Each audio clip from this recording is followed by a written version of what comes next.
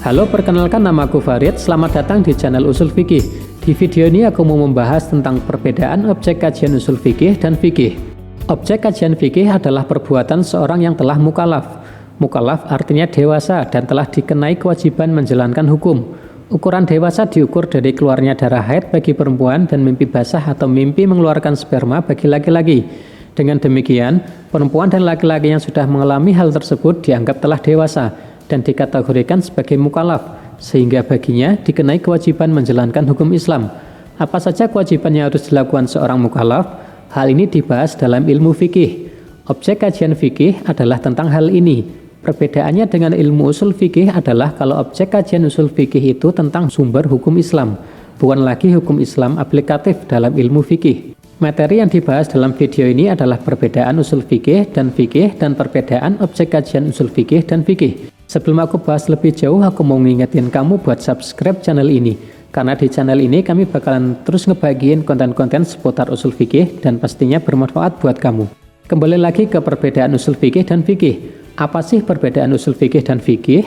Usul fikih adalah ilmu yang mempelajari metodologi dalam ijtihad atau mengembangkan syariat Islam menjadi jurisprudensi Islam aplikatif. Fikih dengan demikian adalah produk dari metodologi usul fikih yang berhasil menerjemahkan syariat Islam menjadi hukum amaliyah.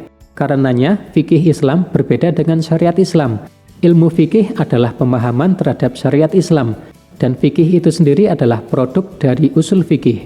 Dikatakan fikih adalah produk dari usul fikih karena usul fikih berfungsi sebagai metodologi, di mana di tangan seorang mujtahid, usul fikih yang berfungsi sebagai sebuah metodologi untuk melakukan ijtihad digunakan untuk memahami Quran dan Sunnah secara tepat, dan melalui proses ijtihad lahirlah hukum fikih. Ilustrasinya seperti ini.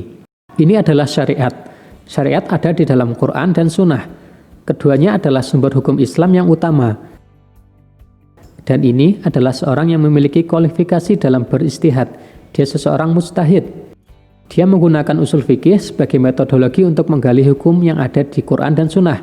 Dia menggunakan berbagai metodologi yang ada di dalam ilmu usul fikih untuk berijtihad. Dia menggunakan qiyas, istihsan, dan berbagai metode ijtihad dengan istilahi seperti maqasid syariah, maslahah mursalah, satu zariah, atau metode ijtihad dengan istidlal seperti uruf, istihsab, dan lainnya. Melalui proses ijtihad, lahirlah hukum fikih aplikatif. Dengan demikian menjadi jelas bahwa fikih berbeda dengan syariat, dan ilmu fikih berbeda dengan ilmu usul fikih. Dalam sejarahnya, fikih sebenarnya lebih dulu ada sebelum ilmu fikih.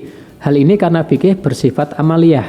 Umat Islam telah mengamalkan fikih sejak awal. Pada masa Nabi, pada masa Quran masih diturunkan. Sholat, puasa, zakat, dan sebagainya praktis telah diamalkan. Sedangkan usul fikih sebagai sebuah ilmu yang sistematis berkembang belakangan yang mencapai puncaknya pada masa keemasan Islam. Kamu dapat membaca sejarah usul fikih di usulfikih.com. Perbedaan objek kajian usul fikih dan fikih adalah kalau fikih membahas perbuatan seorang mukallaf, sedangkan objek kajian usul fikih adalah tentang sumber hukum Islam. Objek kajian fikih adalah segala hal terkait perbuatan seorang yang telah mukallaf. Misalnya bagaimana ketentuan hukum seorang mukallaf dalam muamalah seperti jual beli, sewa menyewa, pegadaian, pembunuhan, tuduhan atau menuduh orang lain berzina, pencurian, wakaf, dan lain sebagainya. Termasuk juga ketentuan-ketentuan ibadah seperti sholat, puasa, haji, dan zakatnya seorang mukallaf.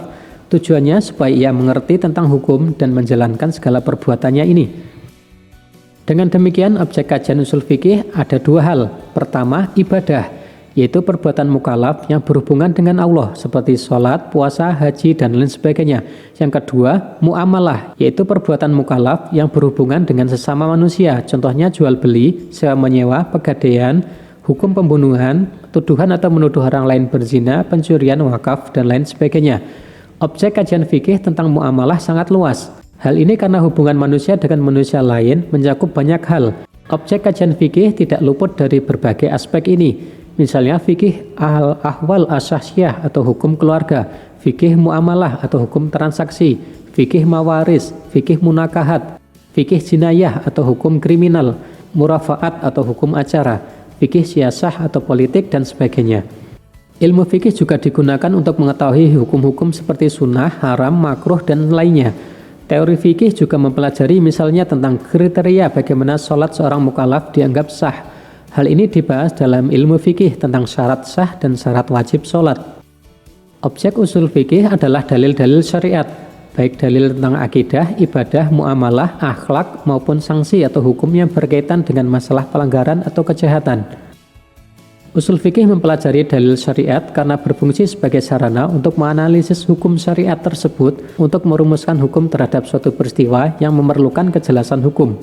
Berkembang masyarakat, berkembang pula permasalahannya, muncul beragam peristiwa yang belum ada hukumnya. Problem tersebut membutuhkan kejelasan hukum dengan dalil yang jelas. Sebagai metodologi, ilmu usul fikih berfungsi menjaga agama agar terpelihara dari penyalahgunaan dalil, bahwa ada aturan dan kaidah yang harus digunakan dan tidak serta-merta asal comot dalil dari Quran maupun Sunnah. Oke, segitu dulu yang mau aku sampaikan dan akan dilanjutkan di video usul fikih berikutnya. Jangan lupa subscribe, like, dan share jika kamu suka. Semoga video ini bisa bermanfaat buat kamu. Sampai ketemu lagi di video selanjutnya, tetap di channel Usul Fikih.